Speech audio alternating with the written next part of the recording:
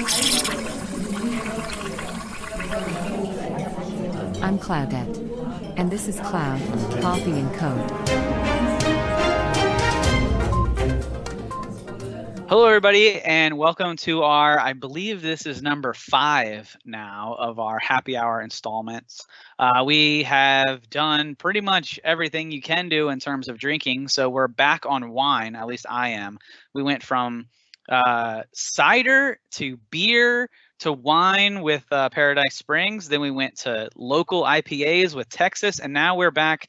Actually, I'm drinking Paradise Springs wine, and we are joined by Rhonda Lugar of SDL Consulting, who I believe you're drinking wine too.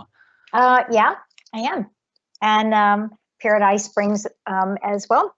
Yeah. We like to keep that around. So yeah, and I hear you're a red drinker. So that's where we differ. I came into drinking wine when I was an adult, and by adult I mean like children were around, and I'm way out of you have your college drinking, which I feel like is a completely different type of drinking. I don't feel like anybody really enjoys college drinking. It's just something that you do. It's a means to an end, right? It's right. Yeah, it's just something you do to get through studying for your finals. And so obviously, I drank horrible, terrible beer through college, and then went through my the local beer phase and everything like that. And now I am on, my wife has got me into wine, which we were just talking before we started, where you were saying that you and your husband go on walks, and one of the places you walk is Hemlock, I believe, right? It's Hemlock, and it's fabulous. If nobody's been there, it's like this wonderful secret down by the water, and then you can end at a winery. I mean, like, what's not to love? Right. I mean, and I don't know if there's anywhere in Northern Virginia else you can do that, right? A long walk, which I'm not big on walking. We went over that, but I will walk if there's wine at the end of the trail. And so I just got into drinking wine, and I will say, Kirk over at Paradise Springs does a very nice wine, and so I'm a big fan. And so I'm glad that you were able to join, and you can have your red. I'll stay with my white because it tastes like sugar to me, and I need my sugar. And that's Frankie in the background, right? That's Frankie in the background. I'm sorry. But you know what? No, don't be sorry. Dogs are more than welcome. That's what happens when you work at home, and we're all getting used to that. That's right. And so speaking of that, can you tell us a little bit about how SDL, I know that, so I have known SDL for a while. They're actually a client of Capital Presidents, plus I go back even further with you guys. You knew me when I was just a terrible little child running through the neighborhood. And so with that, can you first just kind of talk about the things you did obviously we haven't been locked down forever, right? So some of the things that you guys did pre-telework mandatory to kind of prepare you for this? Well, so we got pretty lucky, actually, and have kind of been preparing for quite a long time, nothing to do with COVID. So we just got lucky that we were pretty much already prepared when this happened. We'd literally just given up our office in January, and we knew we were going to do that. Again, nothing to do with COVID, but because we're a small business, and so we have 11 employees, and that's kind of important to know because different sized businesses have the ability to do different things. But our employees are in different areas. We've got somebody in Florida, a couple people in New Jersey and Chesapeake, and there were 4 of us going into an office. It was kind of a cool office. It wasn't the office that you're seeing behind me, but it was even cooler, actually. And we realized that we were going in, but we were spending as much time just on Teams and working with other people. So we gave up the office, which was great as a business owner to give up the expense. Before we did that, we said, okay, we've got to really understand the communications and just make that happen. Like as close as to being with each other. We actually have, when we had the office, it was an open office concept. And so nobody had an individual office. And the only time you went into the individual office was if you needed to be on a call like we're on now, because we do get on calls. But other than that, you were just all together. Well, what that allowed was a collaborative environment. And so we were all really used to that collaborative environment. And you can still have that as a virtual company. but it takes work. It's like a marriage. You can have a good marriage and it can be fun, but it still takes work. Yeah. It just doesn't. It doesn't last without that work. And so we have every Tuesday at 8 a.m. we have an SDL groupies meeting, and I like that. Yeah, it's great fun. And so we spend a little bit of time at first on personal, because we are all people and it's important to keep up with that. We like to be face to face. Like, it's, how can you, if you can't see somebody smile, how Right. can you really feel like you understand what they're saying? And so we start off with that and do that we try to keep it to an hour. My partner, Stephanie, who you know very well, tries very hard to keep I've me heard to of her. an hour. Yeah. Yeah, I have a tendency to run my mouth a little bit, so we're not always at an hour. But it is very collaborative, and by the time we get off, we all know where we are in our different projects, who needs what, what's going on, and oh, by the way, is somebody's father ill, or is somebody going to need to have some? I mean, it's all about that, the human part of it too. And then on Wednesdays at noon, we do a lunch and learn. So everybody just bring your lunch. You can have bad hair day. It doesn't matter, kids, dogs, whatever. It's all internal, but it's a half an hour lunch and learn. And it's just each other. Somebody's taking different topics. Because what we do is we implement ERP systems for government contractors and for others on Jamis and Acumatica. So we've got to be into technology. We've got to share, because we're always helping clients do the same thing. So, it's like you're reading my setup questions. And so that was a perfect transition. Well done. You must have a history in radio or something.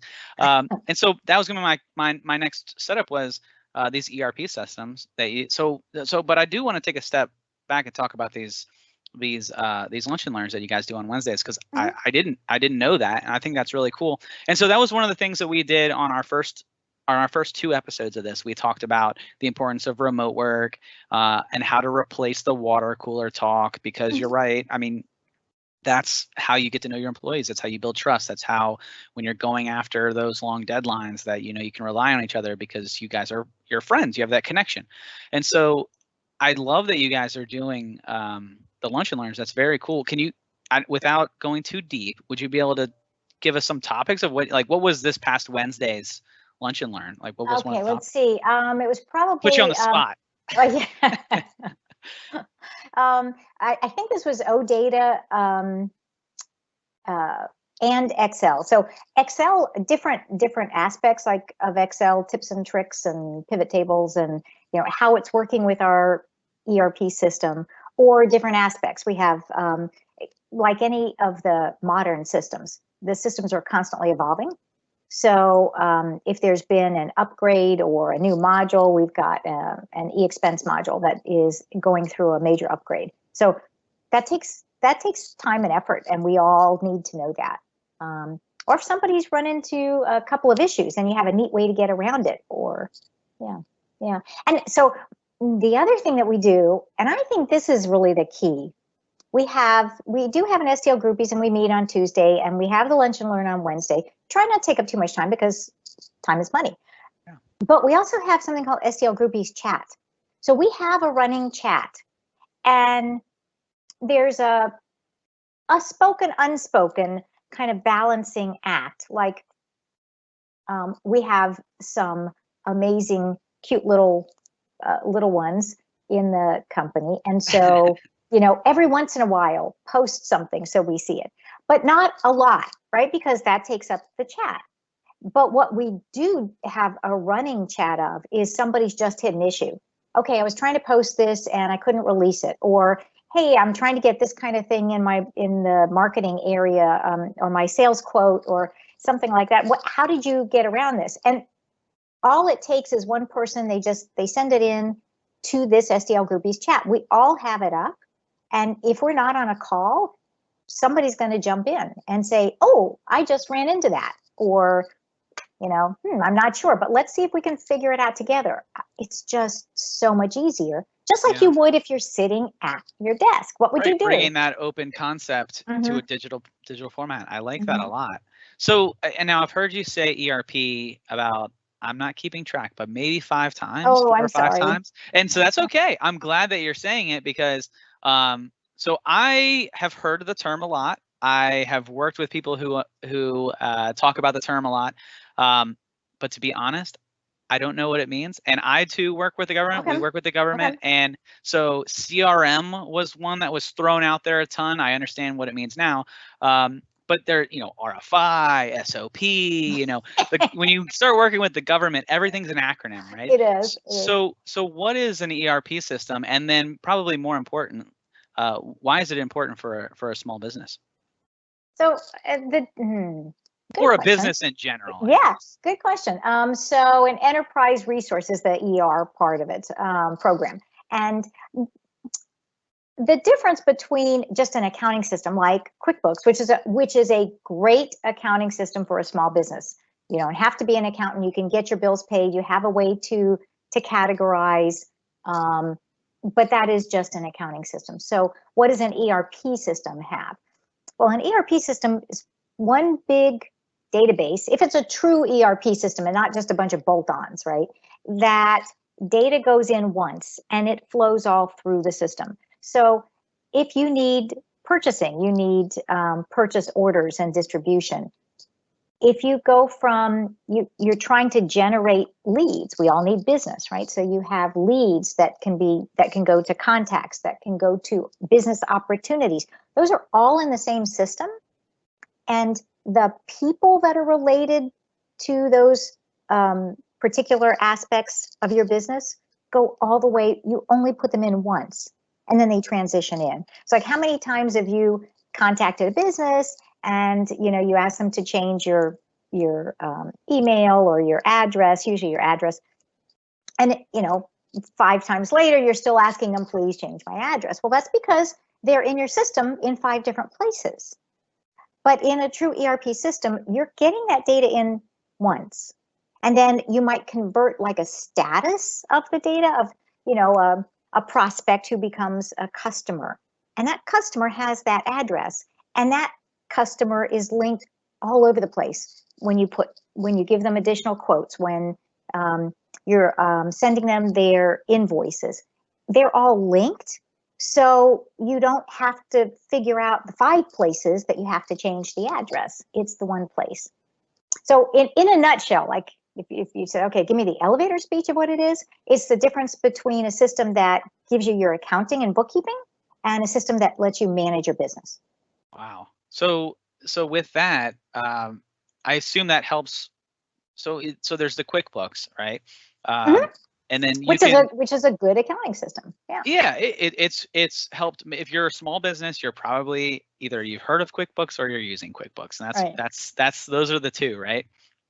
Or you were using QuickBooks at one time and now you're on Janus, right? Right. So QuickBooks, just using that as an example, since everyone probably knows what it is, everything feeds in and you manage and you have to make sure your invoices went out, and there is that manual aspect to it. And I know that in our QuickBooks, we use QuickBooks, and my accounts, we have people who are in the ERP. I guess it's not an ERP, sorry for using that, but in the system maybe 5 times, and they're called something else, right? And so how does an ERP system help a business organize it? Like, so let's use PPP for instance, right? We have to track the money, and we have to make sure that we're utilizing it for I believe it's 75% has to go to payroll. So does an ERP system help organize how much went out for payroll? Could it help you with your PPP? Oh yes, yeah, absolutely. I think though probably also QuickBooks. To be honest, I think probably QuickBooks could too. But in a good ERP system, what's going to happen is you've got an employee, and when you put that employee in, they are automatically a vendor as well. You don't have to have 2 different master files, if you will. It's one. So at least in our system anyway, in both Acumatica and Janus, so they're on the same platform. You put an employee in once, and they are automatically able to be paid as both an employee and a vendor. You can put in any attributes you need, and you can have user-defined attributes, and that's important too. And it's not difficult. So one of the things that I think we all know about the PPP is that there's a lot we don't know. Every day, I'm sure we're all looking at, okay, what's the latest? What's the latest that the SBA's put out? What's this? What do I need now? What do I need? Well, that gets a little bit tough. And the fact is, you don't know everything that you're going to need, because none of us do, because the guidance hasn't been put out there. So take your best shot. As long as you have the transactions in the system related to your master files, you can put in the user-defined attributes that you need to pull the reports that eventually you're going to have. Within 8 weeks, all of us are going to find out what SBA says, what the bank says, that kind of thing. Yeah, that's the biggest part of this, right? And you hit it right on, is that the PPP is constantly evolving. I don't know if so we went through one. Obviously, we're a small business, and so we went through, and while we're going through the form, I won't say the name of our bank, although we have no gripe with them. We love our bank, but I won't. But while we were going through it, the form is changing. So we're filling the form out, hitting next, and it's like, sorry, you need to restart. And why? The form changed. The data that they needed, and the information they needed, and it all changed. And so that is something that has already been a headache. And if you don't have somebody who is keeping track of these finances, if you're just, and so many businesses, small businesses, more so obviously, don't have a strong grasp of their finances. Hopefully the mid and large businesses do. You would be so surprised. Yeah. I mean, hey, you never know, right? I mean, things that you think that are common sense in business, everybody has their strengths, and sometimes money is not it, right? Even as you might be a small business owner. And so, but with the one, I'm thinking about like the one-man shops, the 5-man shops. I know you guys are 12? 11 right now. 11. Mm-hmm. And so those, thankfully, you guys are accountants, I believe. Majority of them of you are. But Capital Presence, we're not accountants over here. And so it becomes really hard to track these kind of things. So without giving, I don't want to, I know this is, I'm thinking on the spot here as far as this, because this is this is a very interesting to me as a small business owner. So if you had one tip for somebody who's trying to manage the PPP, and I'll talk slowly, so because this was not something that I sent you, but if you had one tip for somebody trying to manage their PPP loan and ensure that at that 8 weeks, right? Because we've heard that the money has to be gone in 8 weeks. Right, it has to go to payroll, 75%. If there's one tip, that whether it's how to keep an eye on it or manage it or organize it, what would be that one tip you're talking to a small business? Well, the easiest way, because nobody knows for sure what the final, I mean, at this point we have probably 95% knowledge of the way you're going to have to come up with the reports. Each of the payroll companies have taken a stab at it. Some better than others. I think we have more than 10 different payroll companies that our clients work with. But as long as in your system, and your system could just be Excel, you're going to have to, at some point, it may just have to be Excel, and then you're going to have to add in your own attributes, because you have whatever system you have.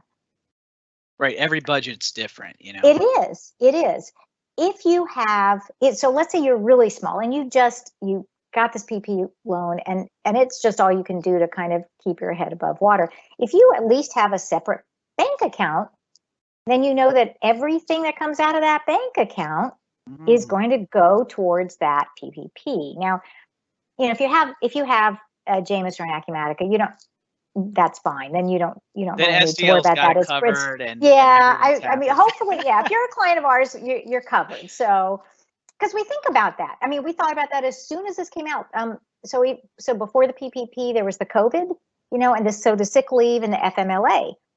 Well, you get that money right back, but how do you get that money right back? Well, you have to track it, and there's these boxes. You have to give people a certain number of hours of PTO. You have to. and they have to be additional. And how do you prove that? Well, it's really pretty easy in our system, but they can only be paid a certain amount. So if they're paid above that, you have to have a way to, you could use pencil and paper or Excel, or if you have a system, you can set it up so that the system is going to reduce that cap. And then if you're a government contractor, you got to still make sure that you're meeting all the government contractor requirements. So, you know, it kind of depends on where you are, but if you're just at I've got QuickBooks and a bank account, if you can get another bank account, that's going to help you at least box in what you need to look at for your spending. I love that idea. I haven't heard that extra bank account, because then, you know, and I assume it would be relatively easy if it's a new bank account or a separate bank account where that's coming in, then you just print the bank statement out, right? And then. Well, so and it's interesting. So again, nobody knows for sure what's going to qualify as documentation, but it could be. It's going to be a combination of, you have to be able to prove that you pay, but prove that you owed during that 8 week. Actually, it's not during the 8 week. It's from, I think, February 15th forward. If you have a system like ours, one of the things that you should be doing regularly is you actually just upload your AP bills, like it looks, you can see what you're uploading, so it's in your system, so you don't have it.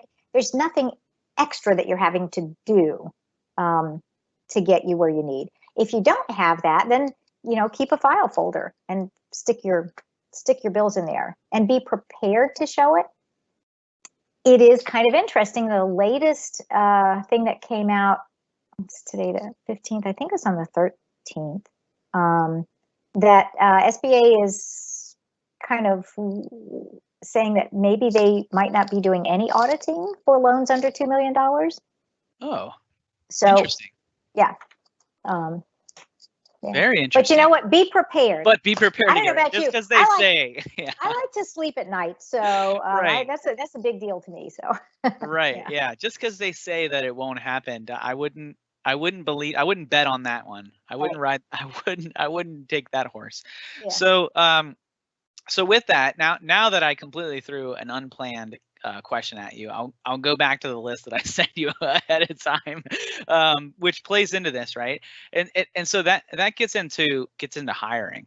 So I know that some businesses are hiring with this because they have to spend it, or maybe they got approved for this loan and somebody left or quit or went to another larger business, right? That's happened across the board. I know multiple businesses where that's happened, where somebody, you know, said, okay, hey, you guys are a small mid-size, but, you know, business X is hiring, and that's more security for me. So if you're looking to hire right now, and probably one of the ways you might look to hire is bookkeeping or back office support or something along those lines. And I know that you do that for some of your clients, I believe, right? Is that correct? Or what are some of the back office options that you do? Now, I know bookkeeping's not, I know you guys don't do bookkeeping, right? Right, we don't. So like we help with month end, but only with companies that use our systems. So because that's really where we're value added. So hiring people, one of the things that just came out was that if you document, so if you've had to let somebody go or they've left, and you document in writing that you have given them an offer right away, then at least in terms of the FTE, my understanding is that doesn't count for losing the full-time equivalents. Again, that's kind of where the latest that we've heard from the SBA. So if I have an employee who has left and by no fault of the company, right? They took a job. Or even if the company let them go, then got the loan and you're trying to hire them back. Because that's what a lot of companies, that's the problem that a lot of companies are facing. You know, it wasn't like they got the loan right away. They didn't have the cash to pay the employee. The employee needs money, so you know they've asked them to go on unemployment. Then, if you're in that situation, I think that's a very common situation. then put in writing that you have your offer so that your loan forgiveness, because that's a big deal, that your loan forgiveness is not reduced by a reduction in your FTEs. And it also makes sure you're not reducing their pre and post pay more than 25%. You have that 25% wiggle room, but below that, then you're also supposed to reduce the forgiveness, meaning that it's a loan that you pay back, still an amazing interest rate and that kind of thing. But obviously, forgiveness is better. Yeah, not the free that I'm very partial to the free 99. That happens when you have 4 kids, Yeah. Which congratulations, by the way. We haven't even mentioned that. I know we have about 4 minutes left, but if I had to go by and talking to you, and I wasn't going to I don't congratulate you for your first grandbaby, then the 17, 18, whatever amount of years I've known you for, I feel like I'd be in some serious trouble. Oh, yes, you would. So congratulations. So yeah, cheers. Cheers to a grandbaby. I know it's not Colin. What is it? No, Camden Cooper. Camden Cooper. I knew Cooper. Cooper is a family name over there. Yes, it is. Very loved. That's right. So congratulations there. And then my last question, well, not necessarily last question. I have 2 others noted, but this was one that I wanted to make sure that I hit on was when, the finances and accounting, and it's such a large topic with small businesses in particular. And there's always that bridge, right? Where, okay, I'm in Excel now. When do I move to QuickBooks? Okay, I'm in QuickBooks now. When do I move to ERP? When do I move to JAMIS? How do you know when it's right? And I know that every business is different. So I know that is 100%, but what are some of the, kind of the check marks or guiding principles that help a business become aware that, oh, maybe I need to take the next step? Well, so everybody's going to file their taxes. Most people need need to provide something to their banks, but banks are pretty flexible. They can take cash-based statements or GAAP-based statements, generally accepted accounting principle statements. But talk about industry. So if you're a government contractor, you're going to run into a need sooner rather than later. Yeah. If you are e-commerce, that's a good question. Do you have the right combination of an accounting system and an e-commerce system to be able to just make your business work? Like, is it working now without a struggle? And with your back office, and are you getting the information that you need? Is your customer getting the information that they need? If you're billing on a time basis, how are you getting those hours in? How are you checking? How much time are you spending on all these extra spreadsheets that you're trying to manipulate and add up and send out, and then find that, oh, they don't really map back to the original data, or your client finds out they don't? That's when you really have to move. But it's also constrained by your internal resources, because back office staff save you money, but they don't make you money. Right. Yeah. So yeah. And that's a hard thing that right there, I think, is something that I know that we've struggled with, right? Is that you have your necessary things that you have to do, right? You have your product, and so our product we develop and we help people implement Microsoft products, right? You help people implement JAMIS, right? You have to have somebody who can help with the implementation, right? Or you don't have a product. That's a no-brainer. But then, there's sales, and do I need a sales rep? I don't know. Is marketing? Oh, do I need a marketer? I don't know. Back office staff. Okay, I need someone to maintain. How much free time do I have? That's a very difficult decision to make as a small business owner, but I think the reward is there. It is. It's definitely risk versus reward. And how can you multitask? How can you if you are going to move up in a system, how can that system also help you manage your business? Send out your quotes, do your mass emails, keep track of all of the communications. So, and that's the difference between an ERP and an accounting system, is that you just get a lot more bang for your buck.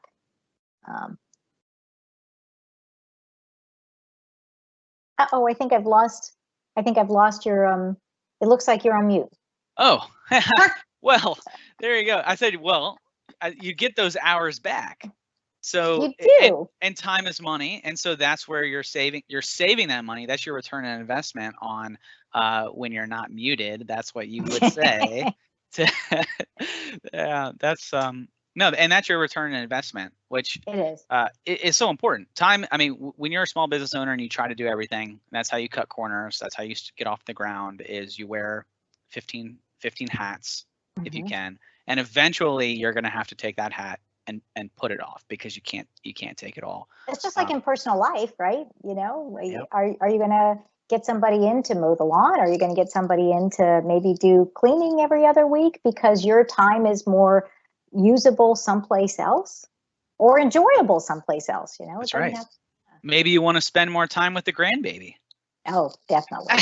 That's right. Well, I can't say Rhonda. I can't say Rhonda. I have to say yes, you Miss can Lugar. if you. Okay, in front of everybody. Who am I again? You're Miss Lugar. No. Yeah. Okay, Rhonda. I'm sorry. Okay. All right. Whoever you are out there, you all heard it. I feel like I have to apologize. I have to. I'm sorry. Well, Rhonda, thank you so much for coming on. It's a lot of great information, and this is extremely important to. I mean, this is a time that accounting at a lot of times in the past was kind of like a luxury almost, whereas like, oh, somebody else gets to help me with my taxes or gets to track or do, and now it's become a necessity where if you get it wrong, it's not only costing you thousands of dollars, like it could be the difference between your business being here and not being here. So thank you so much for coming on, and before you go, I need you to tell everybody where we can find you, where we can get in touch with Rhonda, and learn more about SDL. Okay. Well, at sdlconsulting.net. So www.sdlconsulting.net, and then you can get in touch with us there. Yeah. Fill out a fancy form, and it'll go straight to Rhonda, and you guys can set up a meeting, and then you'll be good, and you'll make sure that your loan is forgiven and not right. Well, thanks again for coming on, and congratulations again on the new grandbaby. And I'm bringing them food tomorrow, so well, thank you. So what are some of their favorite foods? What should I cook? I don't know what I should cook. I've just been. Stephanie's a foodie. I know, and I feel like I've set myself up for that. I was like, yeah, I'll do it, and then as soon as I said that, I'm like, oh man, I know that Steph and Rich, both of them are like he's really into grilling, and she's really big into pairing with wine. Oh, he made some great meat, smoked them the other day. Yeah. Yeah. So I feel like I bought a whole bunch of chicken, but if you had one meal to prepare for them, what would it be? And I'm going to steal your idea and take it over there. Oh, well, I've got a quiche that's supposed to be going over there, a chicken and broccoli I won't do a quiche. All right. Well, I'll figure it out. I'm sure I guess it's the thought that counts, right? It doesn't have to taste good. You know, when they're so tired and exhausted at this point with the new baby, you know, it's all wonderful. Yeah. That's right. Maybe I'll just wrap up some Subway or something and wrap it up to look like something else. No, I have a whole thing cooked and well, not ready, but I'm prepping for it, and hopefully it tastes good. So hopefully they'll get food poisoning come Sunday. Well, thanks again for coming on, and SDLconsulting.net. And it's Jamis, which is Acumatica, right? Right. So both.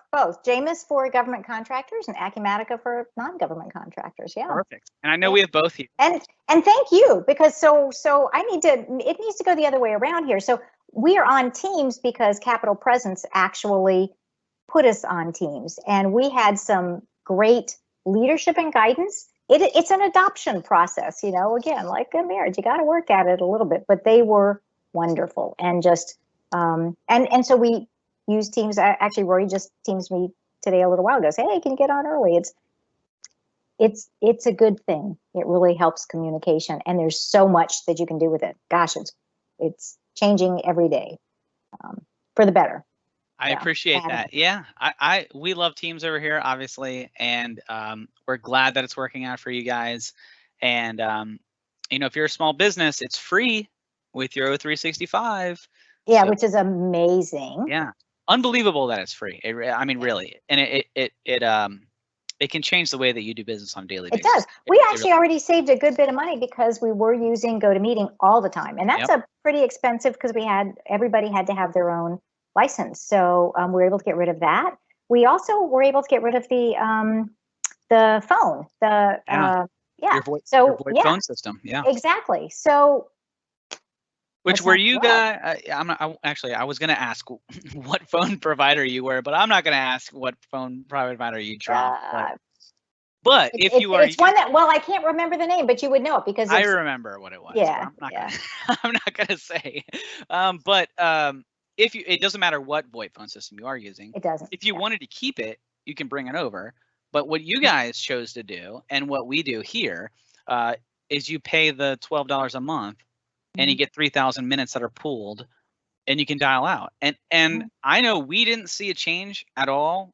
For there was no drop calls. You had to bring our phone numbers over. Our customers, they didn't recognize anything. And I assume it was the same for you, or I would have heard about it. Oh no, it's been great. It's been great. And so we use it on here. It's on the phone. So that's the other thing. Teams on the phone is pretty darn good. So that's been seamless for us. Which is great. A good saving. Yeah. Well, good. I'm glad, because I definitely would have heard of it in more than one way. Yes. Well, thanks, Rhonda, so much for coming on. Congratulations again. And guys, next week we are joined by, I don't have the name in front of me, I believe it's Heather Parody. She is she's a podcast host who does small, mid-sized business entrepreneurs. She focuses on entrepreneurs and what they're doing in the business landscape. So we'll have her on next week. So make sure you check that out if you're an entrepreneur, or if you're a small business and you want to see some tips and some of the people, and you're interested in some of the people that she's interviewing. That'll be a really good. I'm really excited about that one. Actually, she's somebody that we've sought out. Rhonda, thank you so much again. Thank you, Roy. SDLconsulting.net, guys, go check them out. And we'll see you next week. Okay. Thanks. Take care. Bye-bye.